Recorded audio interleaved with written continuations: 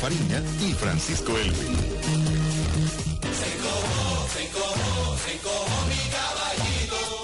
Bien, pues estamos de vuelta con ritmo colombiano para analizar lo que ocurrió ayer, verdad, un resultado para todos sorpresivo. José Luis Parra Arias es el director del Observatorio Estratégico de la Alianza del Pacífico de la Católica. Lleva hartos años en nuestro país, hay que decir.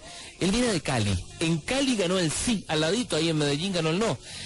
Ingeniero comercial que está vecindado ya es chileno prácticamente. ¿Cómo estás, José Luis? Hola Claudio, mucho gusto de saludarte. Hola José Luis, buenas tardes, gracias por acompañarnos en Trío en Agricultura. Sí, sabemos que se ha hecho un espacio en una agenda muy apretada, tiene que de hecho ahora estar a las 4 y algo, dando una conferencia, entiendo.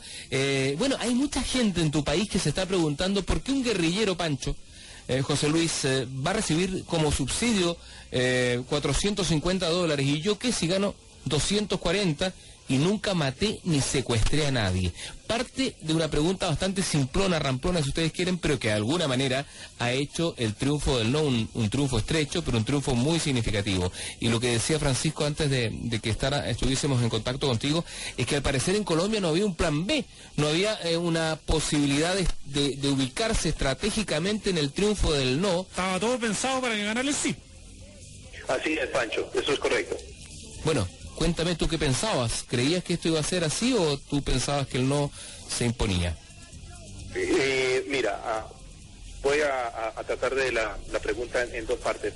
La primera, me parece que definitivamente el no contar con un plan B en cualquier circunstancia, sabemos lo que se estudia estratégicamente, es un error, porque siempre se tiene que pensar en un plan B y yo creo que el presidente Santos, en su intención de lograr que este proceso se aprobara, dijo muy claramente que no había un plan B, pero yo creo que siempre se pusieron en los zapatos de que esto pudiese pasar.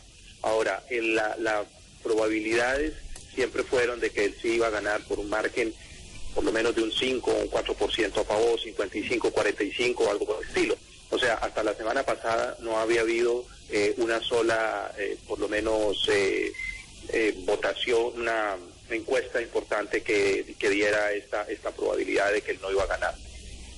Así que eso es lo que yo te puedo comentar hasta el momento, digamos, de que fue una sorpresa. Pero creo que el país en su conjunto, hablando de las tres partes, en este caso el expresidente Álvaro Uribe, el presidente Santos y la guerrilla encabezada por Timochenko, creo que han reaccionado de la manera que tenían que reaccionar. Y yo creo que eso da una tranquilidad de que el proceso de paz se quiere continuar, que hay que hacer adecuaciones, que hay que hacer cambios. Hay una expresión en Colombia que significa y que da mucho el contexto a esto que se llama tragarse los sapos. Aquí cada uno va a tener que tragarse los sapos, aquí cada parte va a tener que ceder para que definitivamente este acuerdo de paz logre salir adelante. ¿Pero qué va a cambiar acá, José Luis? En el fondo, la guerrilla se desmoviliza, ¿verdad? Hay incentivos para que eso ocurra. Este cese al fuego, esta tregua hasta ahora indefinida, no va a tener ningún cambio por el resultado adverso, me imagino. Bueno, eso es lo que ha prometido el presidente ayer en su alocución, de que el cese al fuego se mantiene y las FARC han ratificado este tema, digamos. Ahora, lo que ocurre es que el acuerdo de paz era vinculante en todos sus 6 puntos. Entonces, acá, de alguna manera, se aprobaba o no se aprobaba. Entonces, el tema de los apoyos, el tema de la desmovilización, los 8 campamentos, los corredores humanitarios, todo eso está ahora en un stand-by hasta que las dos fuerzas, la opositora y el gobierno, se junten y comience a hacerse algún cronograma de trabajo. El presidente Uribe, el presidente Santos, como ustedes saben, mandó inmediatamente a los negociadores, al alto comisionado, a Mario de la Calle Lombana, a que fueran a México a sentarse con la guerrilla. Entonces, lo que viene ahora es hacer una carta de navegación distinta a lo que había de los 150 días si hubiese ganado el sí el día de ayer. Pero si habían 4 años de negociaciones, ¿no se previó ni por si acaso, ni por las tapas, como decimos aquí en Chile, el triunfo del no? Claudio, es muy válida tu pregunta. Pancho, Pancho, Pancho, perdón. No, da lo mismo, dale. Pancho, perdón, desde la perspectiva de que todo plan por naturaleza, así haya un 1% de probabilidad de que no ocurra, se tiene que tener un plan de contingencia. Entonces yo creo que eso fue un error, el no tener un plan B, pero que también a la vez, si uno lo ve desde el punto de vista estratégico, hubiese sido negativo para todo el esfuerzo que se hizo, decir, bueno, si esto no funciona, entonces nos vamos por tal camino. Eso definitivamente en un proceso tan complejo como estos no era posible haberlo anunciado, pero sí pienso que sí se debía tener, digamos, preparado para ello, ¿no? Claro. ¿En qué escenario queda la vida política? Uribe es un tipo bastante joven, exitoso, ¿no? Fue el primero que se repitió el plato en Colombia después de la reforma. ¿Cuál es el proyecto político que él encarna a partir de este triunfo, que es un triunfo de él? Así es.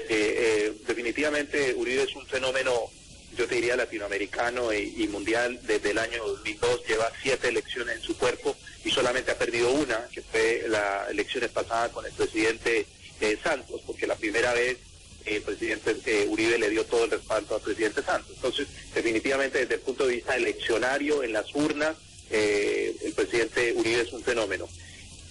Mira, hasta ahora, dado las declaraciones, y me quiero apegar solamente a ello, ha mostrado una mesura muy importante, ha dicho que está dispuesto a sentarse a dialogar, ha pedido que la guerrilla sea definitivamente también custodiada y que no vayan a tener ningún riesgo, lo cual yo creo que me parece supremamente importante, porque ahora cualquier error que cometan cualquiera de las tres partes, tanto la oposición como el gobierno, como la guerrilla, pues podrían generar un caos en algo que está tratándose de recomponer.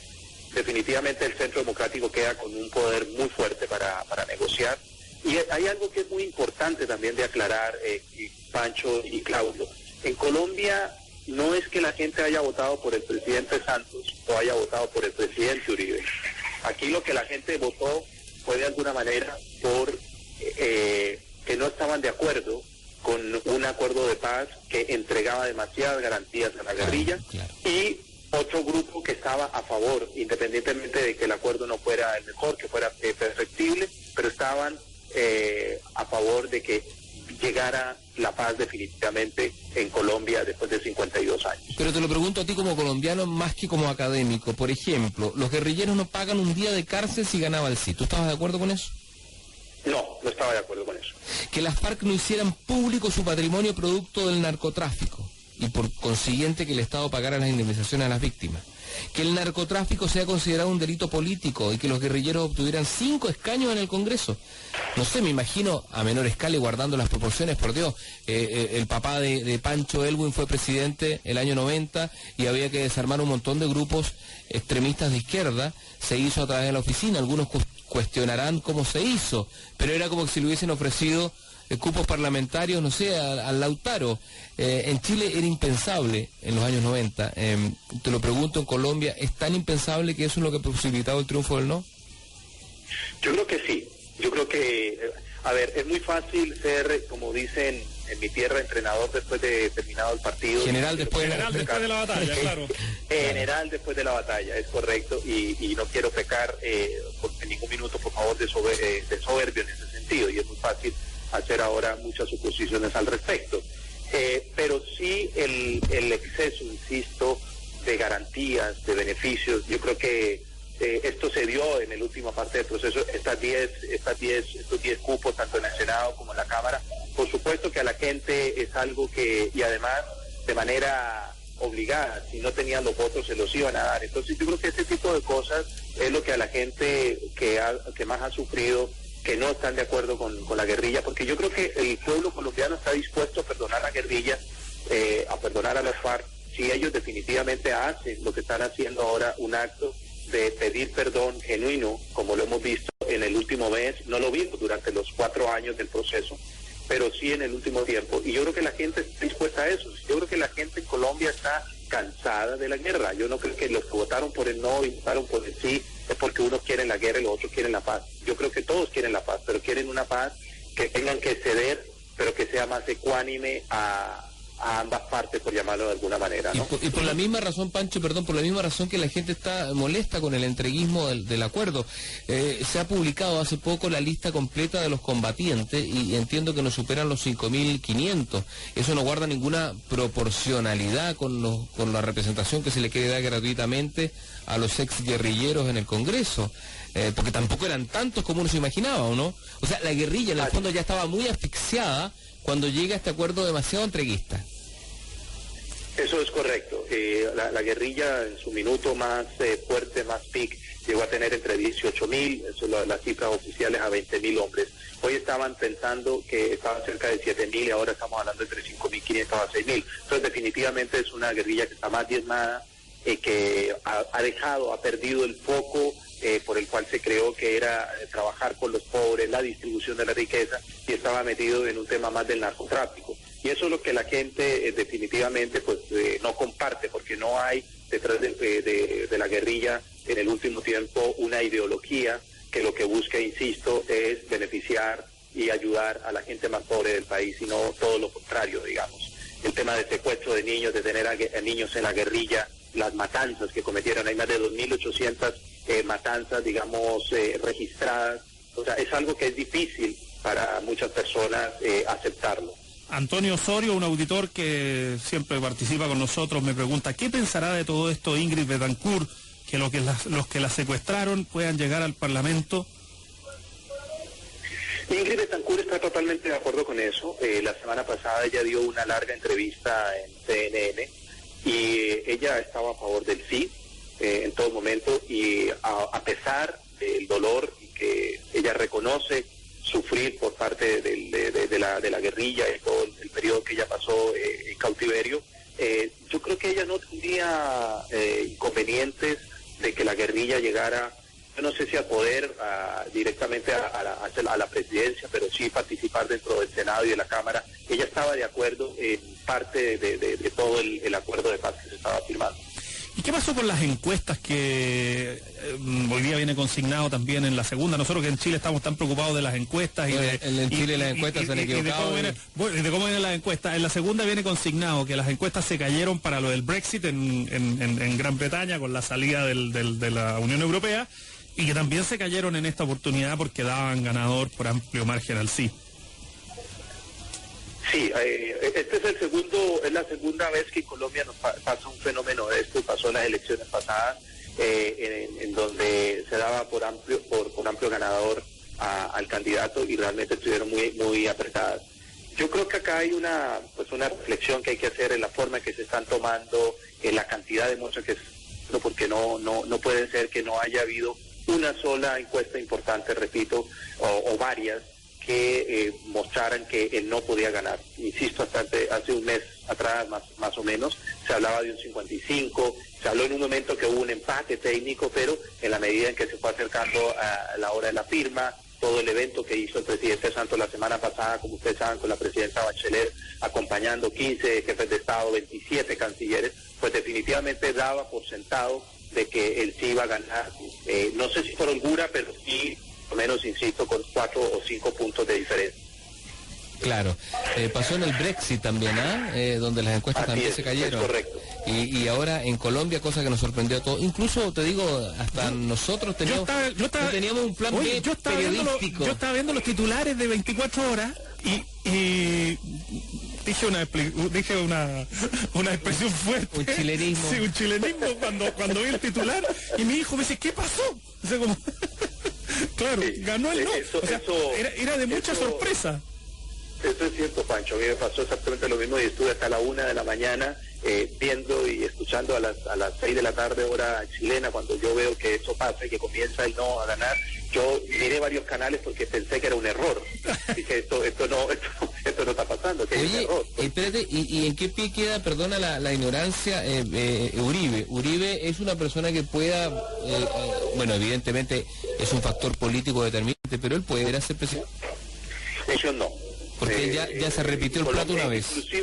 Inclusive él cambió la Constitución, como tú muy bien lo mencionabas, la Constitución del 91 abolió el tema de la reelección. Yo en lo personal tengo una convicción que en América Latina tenemos democracias muy maduras y no creo en las reelecciones. ni en la primera, ni en la segunda, ni 4 años después. Yo creo que se tiene ni después, o sea, estamos pensando que, te estoy trayendo a la realidad chilena, pero estamos pensando que aquí en Chile lo más probable es que si las elecciones fueran este domingo, los dos candidatos son dos expresidentes, digamos.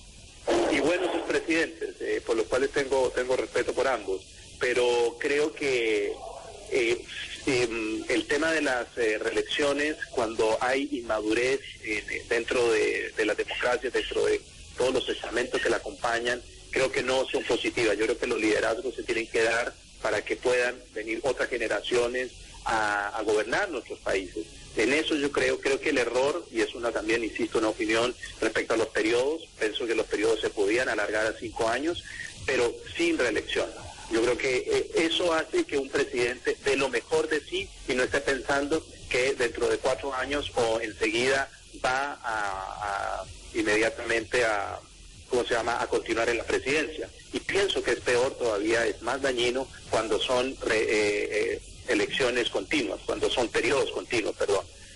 Creo que cuando hay por lo menos un periodo de descanso, hay una madurez, hay una meditación, definitivamente. Y bueno, nosotros estamos hoy en Chile. Soy chileno ahora también, pensando en estas dos alternativas, pero creo que no le hace bien a los liderazgos de los países cuando no tenemos la capacidad de generar nuevos liderazgos, insisto, o sea, que puedan salvo dirigirnos. que haya una modificación constitucional, Uribe, que ya fue presidente en 2 periodos, no puede volver a no puede hacerlo. Postularse. Ahora, lo que no significa que siga siendo un elemento determinante, bastará con que Uribe Va a estar, tenga un delfín político y lo pueda ungir como el candidato que él quiere para que la gente, al parecer, lo siga.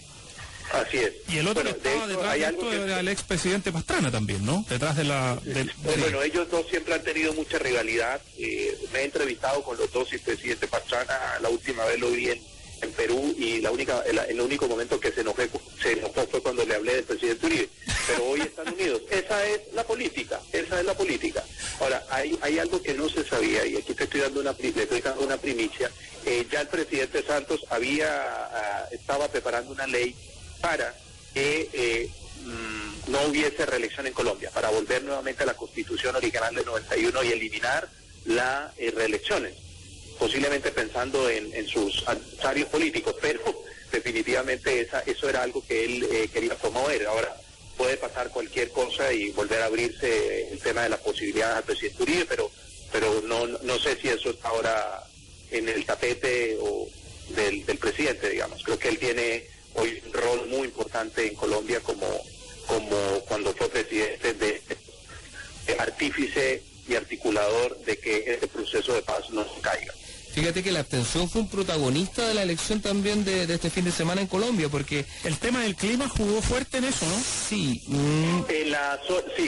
Hubo lluvias, venía el temporal que estaba en el Caribe, y hubo varias ciudades que duró 4 horas y poderse votar, o sea, hasta las 12 del día comenzaron las urnas a funcionar. Pero definitivamente yo creo que un 62% habla de que la gente, como se dice en buen chileno, no estaba ni ahí, lo cual es muy delicado. O sea, son 20 millones de personas que decidieron restarse a este proceso, considerando que es el conflicto armado más largo de América. Me parece insólito. Pero ¿cuánto jugaba ahí el tema de que todo el mundo pensaba, creo yo, que iba a ganar el sí? Entonces es como como la gente de derecha que no fue a votar en la elección de Bachelet porque estaba escrito que iba a ganar Bachelet. Sí, bueno, eso también ocurrió en Colombia.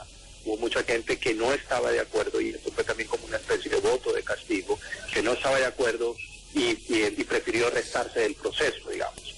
Yo creo que el gran mensaje acá y el gran ganador fue la abstención en Colombia, y esto manda un mensaje a los políticos, y en este caso tanto del gobierno y la oposición, de que tienen que vincular a la sociedad. Y es un mensaje para América Latina también, o sea, en la medida en que no seamos capaces de vincular más y hacer parte de la solución a nuestros pueblos, pues definitivamente pasa esta indolencia, porque me parece que es muy dañino que un 62,4% de población no sabe votar, sea por el sí o sea por el no, frente a un conflicto, frente a un drama que a 13,7 millones de habitantes ha afectado en algún minuto de estos 52 años. Exacto. Todos los que somos colombianos en algún minuto hemos sufrido una pérdida sea por un lado o sea por el otro, por este conflicto.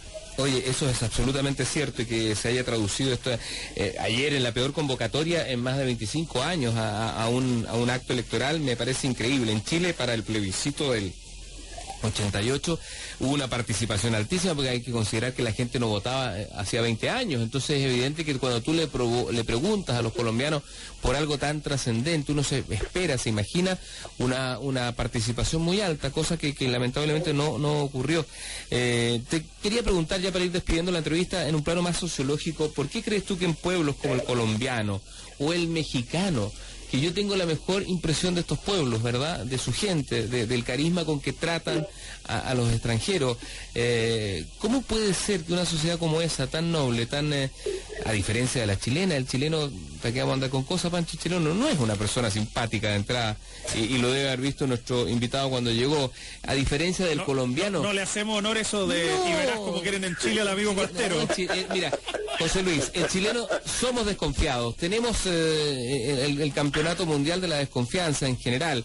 El colombiano es una persona amable, encantadora, tú vas a comprar algo, te ofrecen el tintico, le provoca un tintico, qué sé yo, son gente muy, y sin embargo permeado por la guerrilla, por el narcotráfico brutalmente, por los paramilitares. ¿Por qué proliferan esto en un pueblo tan cálido como? ¿Será eso? ¿Será que son muy bondadosos y cuando uno es muy bondadoso es más fácil de permear?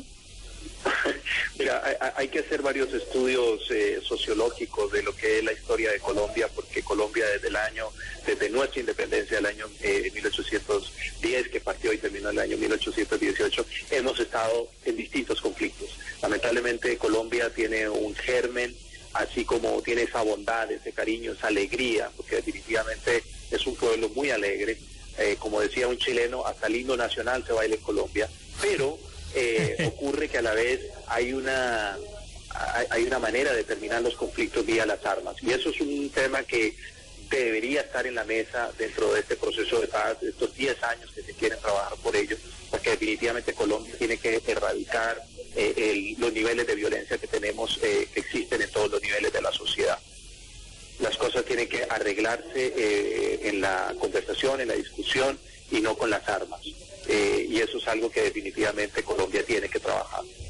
Me parece que es cierto. ¿Ustedes no podían votar o sí? Perdona la ignorancia del tema. Sí, en el padrón en Chile eran 6.000 personas que habían participado en elecciones anteriores o habían registrado su cédula.